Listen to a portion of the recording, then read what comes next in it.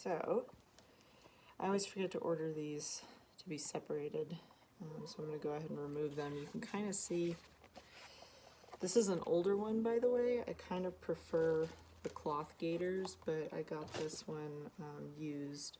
It's pretty much brand new though, so like it has no wear at all, so it is going to be fit like a brand new boot. But this is the 2016 rubber gaiter, which might rub the heels a little bit more than a standard boot. But you can see you have to remove them first. If you don't remove the gaiter first, you'll end up with this happening when you try to heat fit. And what I'm going to do today is Dremel in these toe slots, which allows the hoof to slide forward, especially a hoof which isn't so much upright and creates that nice V, but a hoof that maybe has underrun heels, maybe a laminitis toe spread out, right? And it allows for room to Dremel the toe of the boot as well, in order to maybe have some more optimum breakover, whether that's you want to round off the corners so it's not quite so square, or if you want to just have a different breakover pattern. This one is one of my newer ones, so this tends to be a little bit of where I want to Dremel just to start, and then I'll put the boot on the horse, I'll put their hoof on a hoof stand and kind of adjust the breakover from there. You can see on this one, which is really used, this is about 6 months of heavy riding over summer and winter, a lot of gravel. You can see my mare kind of wears this side out a little bit more than this side. But you can see the toe slot really doesn't affect the function. I did Dremel this back a little bit, so you can kind of see about where my pinky is where the boot would have actually ended when it was more brand new, like almost like this one. You can see the shiny bit on the front is the original front of the boot that I kind of clipped off and Dremelled just a little bit on this one, but this is more of what it'll look like as it starts to get old and thin towards the front. In her case, she actually needs a heel lift. She does have heel first landings, but she grinds off her toe when she steps off. So I just cut the toe back. I don't do a ton of rocker in the front, but just enough that she's not interfering and she's comfortable. So, and this one's getting a replacement at some point to have to pull the gaiter off. If you have an old screw like this, there's going to be a lot of dirt packed in there, so it might be a little bit harder. Most of them, you're going to want a really well-fitting flathead, and you might even take a wire brush and kind of clean out this Phillips head to get a good grip. But this inside bracket is the one that's a challenge. So what I'm going to do is I'm going to pause the video and work on that for a bit because it takes me forever and I don't have that much video memory. But this tool is what I like to use. It's some kind of spring tool. I got it in an automotive shop a while ago. I forget what they're called, but there's a few options. This one's kind of more of a spreader, and this one pinches when I hold it. You're going to want the one that pinches and has a little bit of this angle to it so that you can reach inside the boot really easily. So you'll grab it. I like to put mine in a vise. So you can use wood, you can use rubber, leather, whatever, but you want something flat and then something to give it an even base. So I like to use this just piece of scrap metal. You could probably use a soda can, or maybe not a soda can, that's really thin aluminum, but like a, you know, something from your kitchen can to get it out there. So I just squeeze mine in like that. Maybe at an angle when I'm first removing these gaiters, and we'll vise it in. You might be able to do this with someone else holding the boot, but especially when I get out here with my Dremel, that's where it gets more complicated. So I will use this tool to go ahead and remove some screws. Again, kind of gripping that inside disc with the two slots and then the Phillips head on the outside. So I'll go ahead and do that for a minute. Alrighty, so here we have the screws removed. This is from a brand new bit, so things are nice and shiny and clean. This is more of a dirty one, a little harder to get into, but not bad. Some people pinch them with, I don't know if I have one, but some kind of clamp tool. I don't like to do that because it'll warp your little washers and make it more likely that it'll strip a bolt because it'll sit crooked in the boot. So I don't like to do that, but I check them all. I make sure that my threads aren't stripped, and if everything looks good, I kind of reassemble them. That way I don't have to hunt for the right lengths later. Your oval shaped ones kind of have a different depth than your round washer screw heads will sometimes. You can also, just to be on the safe side, I would recommend buying one of these bolt kits from easycares. It just makes life easier in case you do have a stripped screw or something else that you need from that pack. This is a 543 carbide bit on a Dremmel, and I like a variable speed Dremel, so you can go really, really slow and you can go really, really fast. The faster will be a smooth cut, but it will cut through this rubber like butter. A smooth cut or slower cut is more likely to bump around, but it is a little easier to catch yourself before you slice too far. And then on my drill, this is like this is a 19/64 head. You really can just guess, and once you get a boot fit, you know, you've got your length figured out, you can just kind of experiment with your width. I wasn't even that clean here with my edges. If you do have a little slit in an edge, it might create a weak spot that might wear out later, but that is why I buy my boots as often as possible directly from easycares, to ensure that they're not aged rubber, which will break a lot faster. Or if you're using a used boot, it might have sat in someone's tack room for a long time or been wet, and that will also create a weak spot. So, and try to have safety glasses because this will spit rubber right up into your face. So first we will get one of our boots ready, and I will put the metal plate in there, something to hold it, get it down in the vise.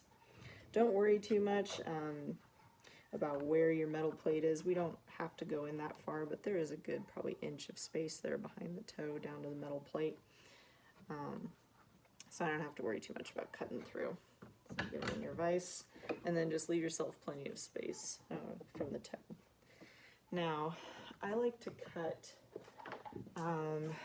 pretty much from letter, I don't know if you can see this, but from the edge of the lettering to the other side. Right now the easyboot glove shells do have these numbers and letters on them with the little horse symbol. So I like to do that, and then the other trick you'll see me do is at the very end I'll take a regular Dremel tip and lightly Dremel left front or left hind, right, just to make sure, because each boot will be specifically fit to each hoof. But the first step before I go heat fitting everything is to get my toe slots ready and cleaned up. So we'll start that. And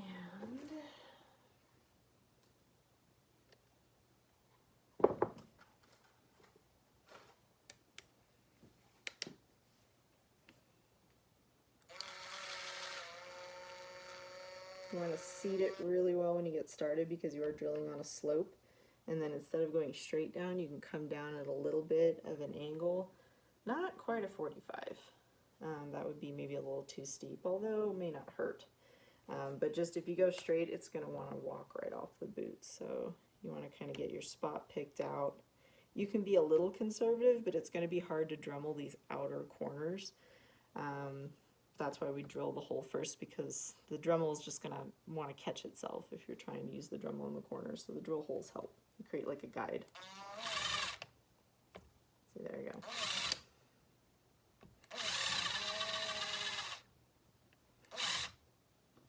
Come on.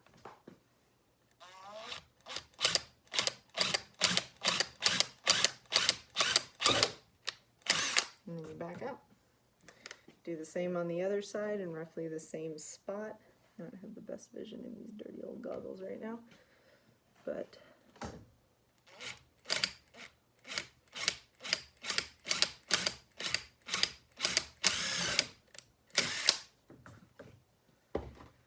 so there you can see my Dremel holes.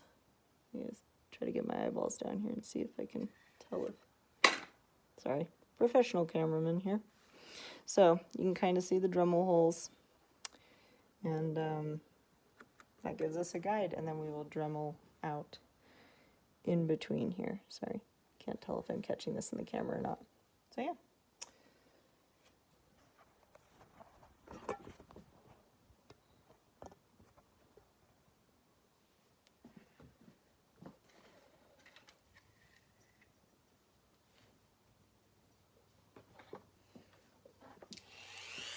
And I like to start from, I'm right-handed, and the blade spins towards my right, so I'm going to start from this corner and move over, and then when I do the left side, I will switch and maybe cut up sometimes too.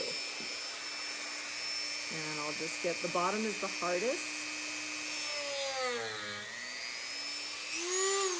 If you can ever get a used boot to experiment on, that's ideal.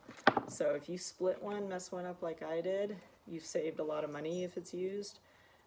This was an almost brand new boot, so this was a little heartbreaking. Don't heat fit with the gaiters on.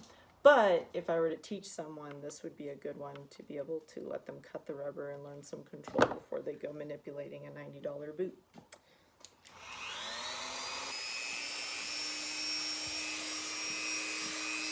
I don't have the best light right here, so I'm going to go the other way for a second. And we'll kind of draw a little guide along the bottom. And then from there, you just gently, slowly cut forward. If you feel like it's getting bogged down, you can speed up a notch. But again, you might cut a little too far. And you want to just get right down to the bottom of each corner hole. Rubber might be really hot in the summer. Right now it's not too bad out here. It's like probably not even 70 degrees. So it's not really burning me, but in the summer it might get pretty hot. So this is kind of what you're looking at for the toe slots. Let's see if I can eyeball it this way. So you cut the bottom line first, bottom of the hole to bottom of the hole, and then I'll do the same along the top, and it'll pop right out, and then I'll just kind of maybe clean up. I don't stress these corners too much because they were drilled smooth. If you try to cut into those and widen it, you're gonna hate it. So the first step might be to be a little conservative, practice a hole, and then drill outside. So if I were to drill another hole, make this a lot wider, I would want to come down way over here and drill a whole new hole, because if I try to trim here, my drill bit's just going to get sucked in. So just know that. That's probably the hardest part, is figuring out the spacing. But if you just start with number and letter to number and letter, you'll get a pretty good conservative slot that's not too wide.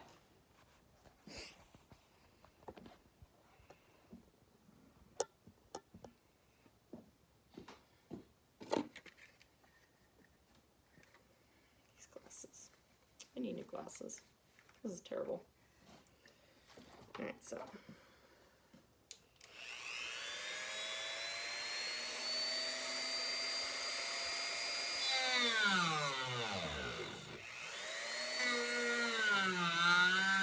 Dremmel under it. I'm gonna turn it up just a notch.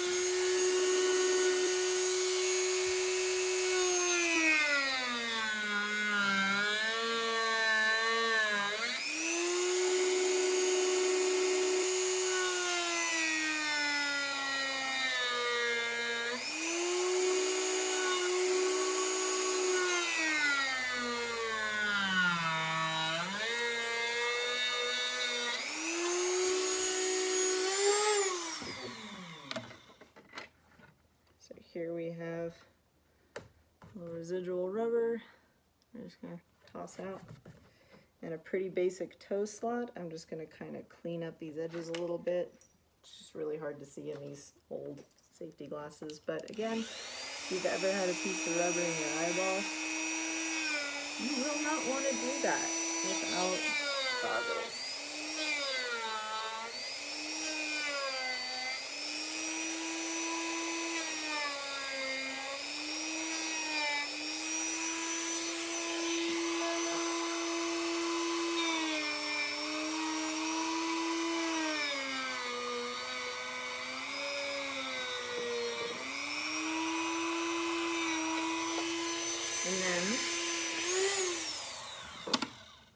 So that is a pretty good toe slot. You can see there. And yeah, that's about all you need really. And then I'll go ahead and clean up. This breakover is just like a little bit square right here, so I'm going to go ahead and clean that up a little bit now.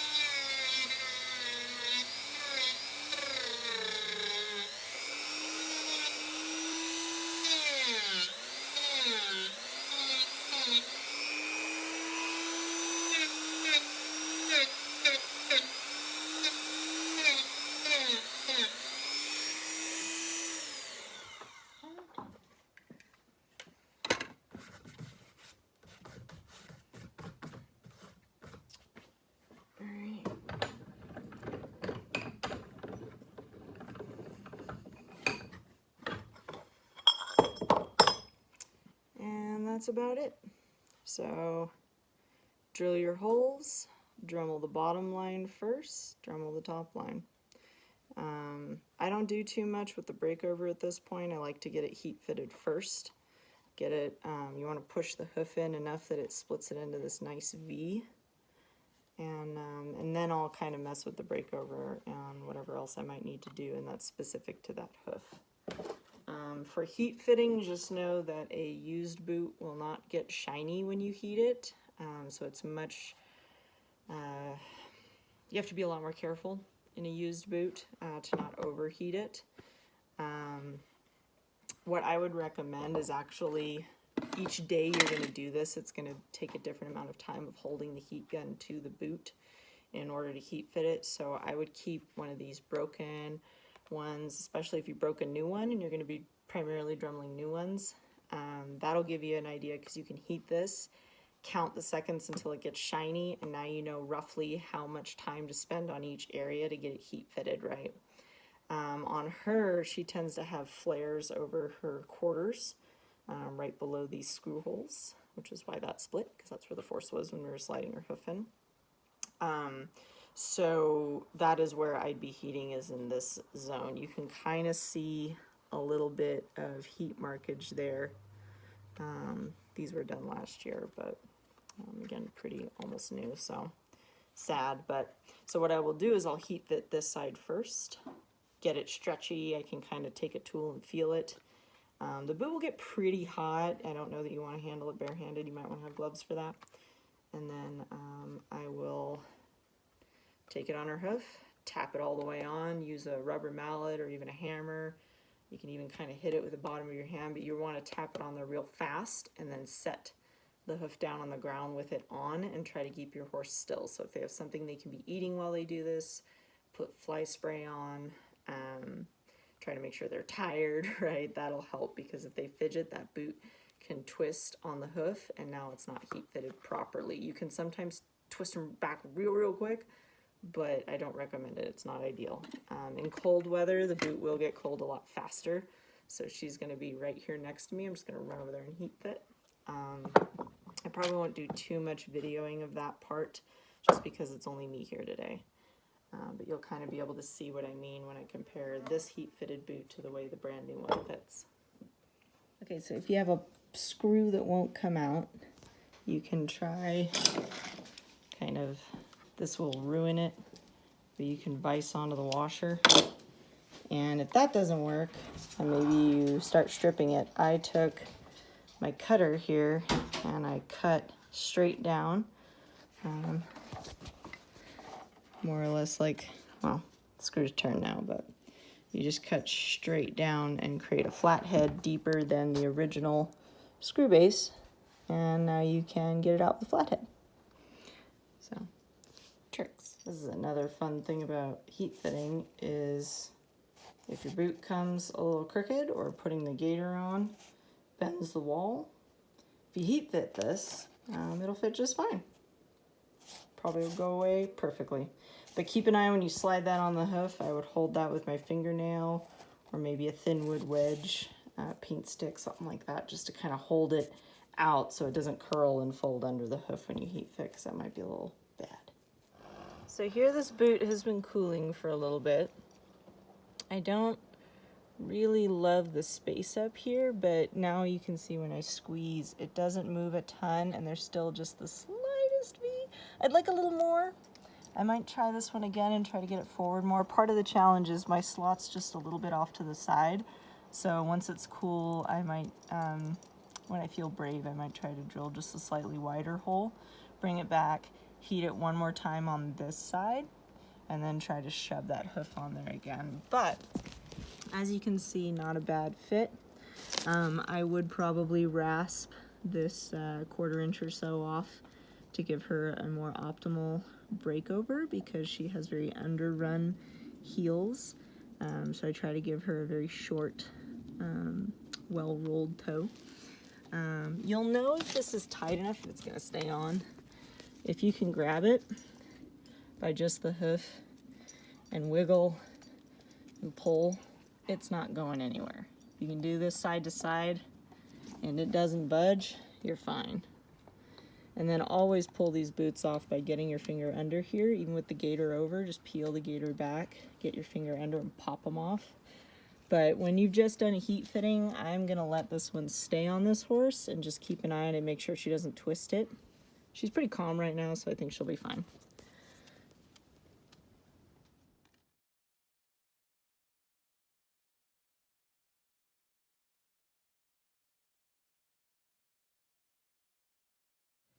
So I'll show you guys.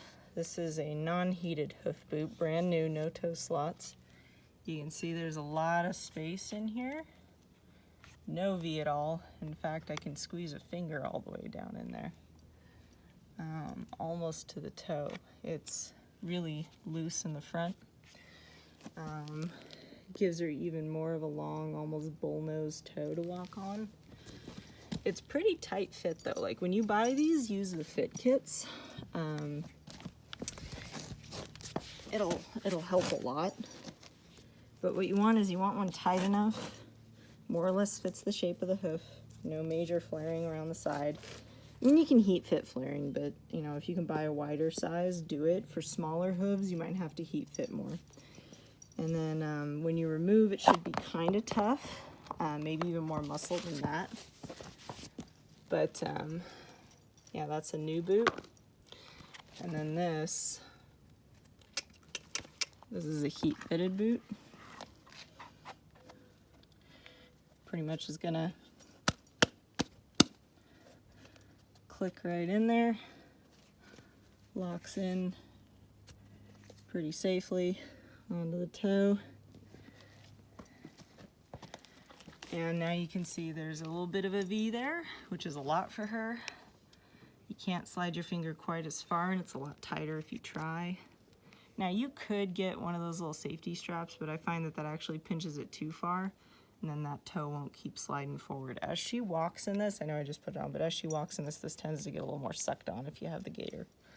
But like I said, I might heat fit this one more time. But that shows you even what a conservative heat fitting can do. Much cleaner toe line, and again, you can always adjust the breakover if you'd rather do that than more heat fitting. And a really clean line along the heel. You'll know you picked a boot too big if this rubber gaiter is going above the hairline, but it should be just below. You shouldn't be able to squeeze the sides at all. The toe, like I said, this is probably the maximum amount of squish that I'd allow, but you shouldn't have any squish along this front wall. This should be nice and tight. This is more of a reflection of kind of her flair and just the fact that I just put it on, so yeah. And then I like to use a waterproof marker at first just to kind of mark them, let it cool onto the hoof, and then I might Dremel those later if I'm done heat fitting and I like how it looks.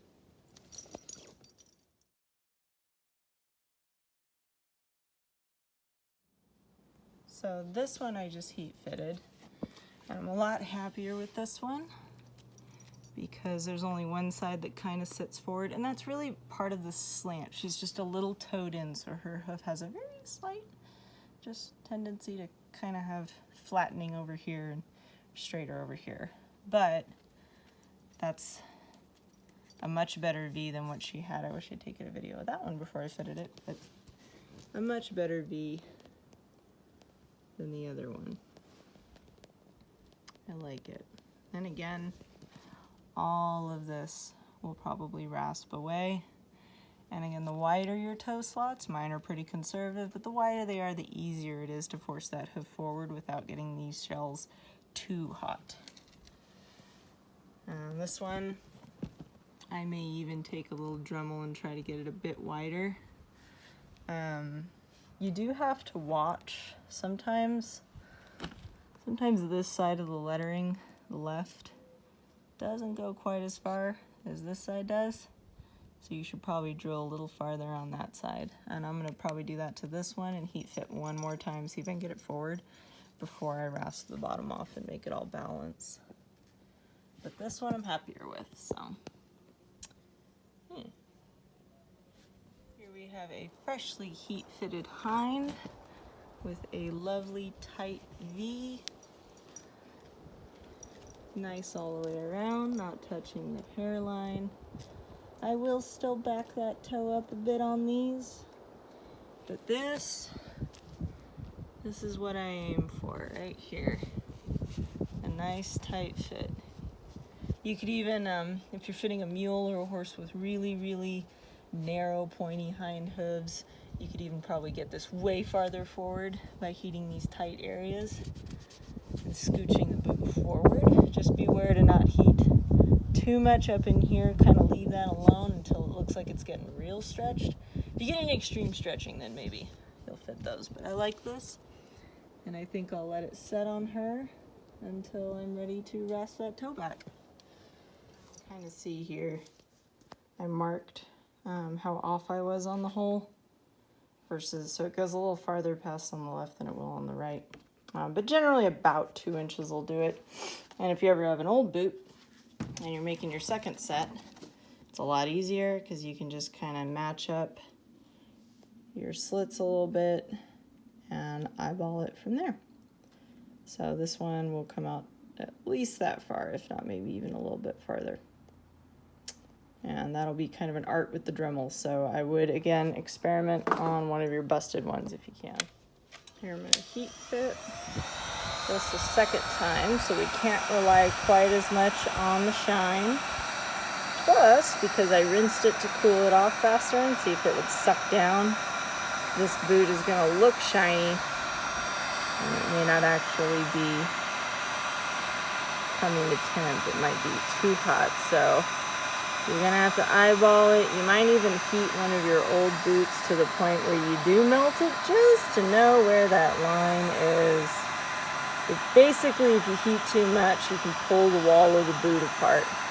So I'm always aiming down here in the toe, making sure that that's where most of my heat goes, not up on that fragile, thinner upper edge. And then here I'm going to aim all around the base where I Dremmeled the toe in particular, since that spot didn't get a lot of heat before. And again, just mainly try to remember to do your circles if you don't want to be brave and maybe melt your boot. And I'll come around this side.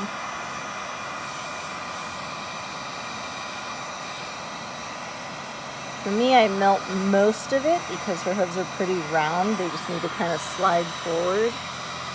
This zero wide isn't a terrible fit on her front. It's just that she just kind of has a laid back toe and underrun heel. So I like to stretch it a little bit more than I have to necessarily do on the hinds.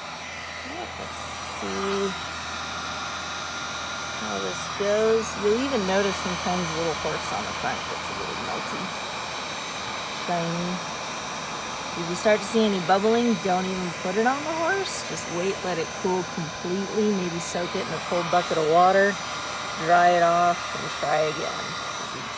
You'd rather try again than split your boot. All right, let's try.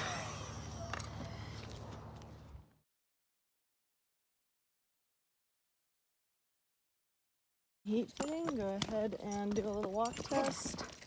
Trot them around. If you notice them interfering, this is when you want to modify that breakover.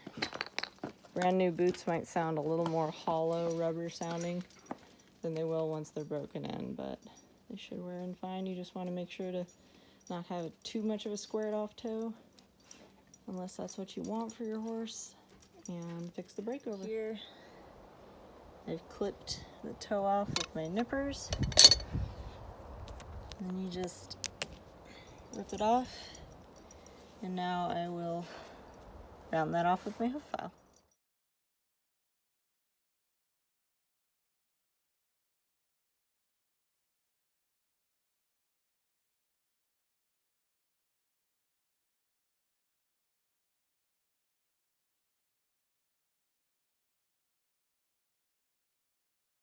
And this is with that toe clipped and rasped away a bit.